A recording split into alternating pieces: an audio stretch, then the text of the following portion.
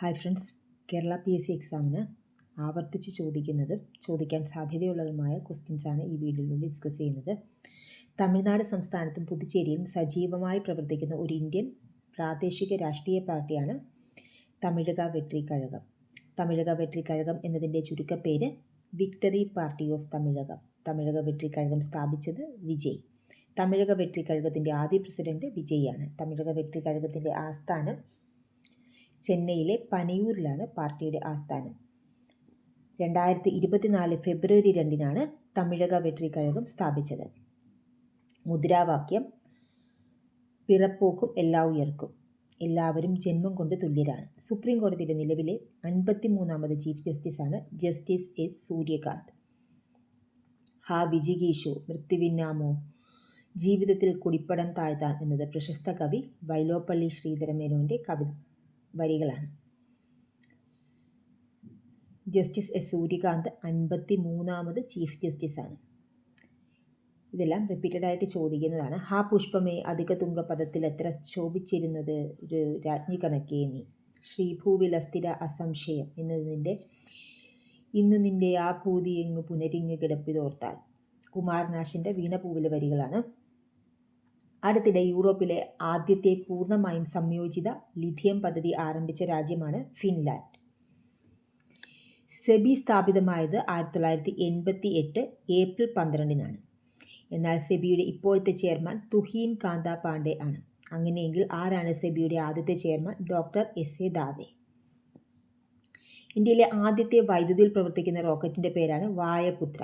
ഇന്ത്യയിലെ ആദ്യത്തെ വൈദ്യുതിയിൽ പ്രവർത്തിക്കുന്ന റോക്കറ്റിൻ്റെ പേര് വായപുത്ര. 1972 വന്യജീവി നിയമം ഭേദഗതി ചെയ്ത ആദ്യ സംസ്ഥാനമാണ് കേരളം.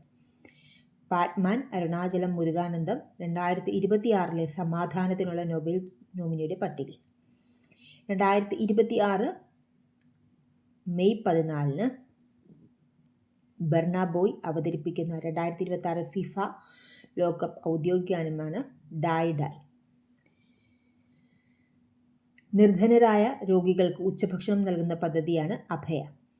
അഗതികളായ വിധവകളെ സംരക്ഷിക്കുന്നവർക്ക് പ്രതിമാസം 1000 രൂപ ധനസഹായം നൽകുന്ന പദ്ധതിയാണ് അഭയകിരണം.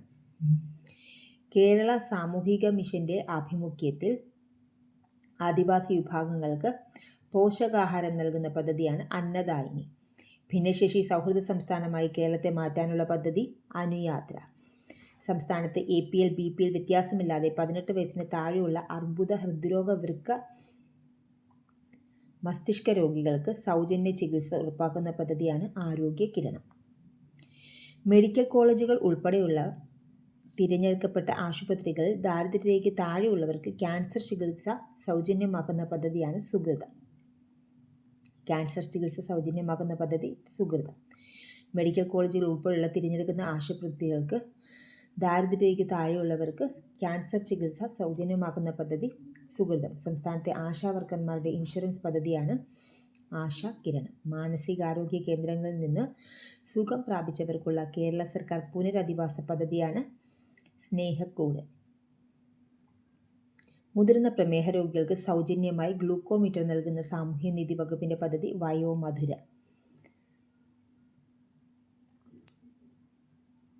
മുതിർന്നവർക്ക് കൊടുക്കുന്നത് മധുരവും കുട്ടികൾക്ക് കൊടുക്കുന്നത് മിഠായിയുമാണെന്ന് ഓർത്താൽ മതി. കുട്ടികളുടെ പ്രമേഹ രോഗം തടയുന്നതിനായി കേരള സോഷ്യൽ സെക്യൂരിറ്റി മിഷൻ ആവിഷ്കരിച്ച പദ്ധതിയാണ് മിഠായി.